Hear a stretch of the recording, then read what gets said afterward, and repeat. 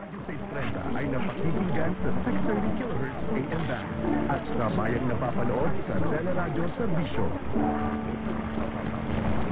Ito ang mga petsang dapat tandaan para sa 2025 National, Local at BARMN Elections.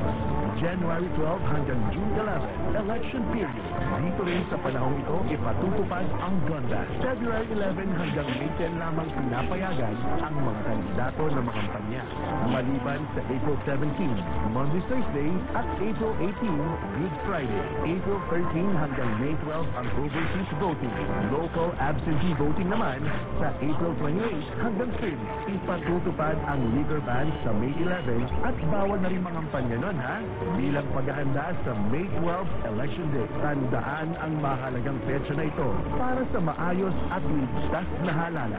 Mandato 2025. Hatid sa inyo ng Teleradyo Serbisyo at Radyo 630. Ang Radyo 630 ay napakikinggan sa 630 kHz AM band at sa bayang napapanood sa Teleradyo Serbisyo. Pinalingan ang weekday gabi dito sa Teleradyo Serbisyo at Radyo 630. Tuloy ang paghahatid ng mga nagbabagang balita at walang sawang paglilingkod. Ang TV Patrol, alas 6:30. Duhan at balitaan dito mo lang ibang malalaman. Hatid sa'yo si Johnson, kwento mo.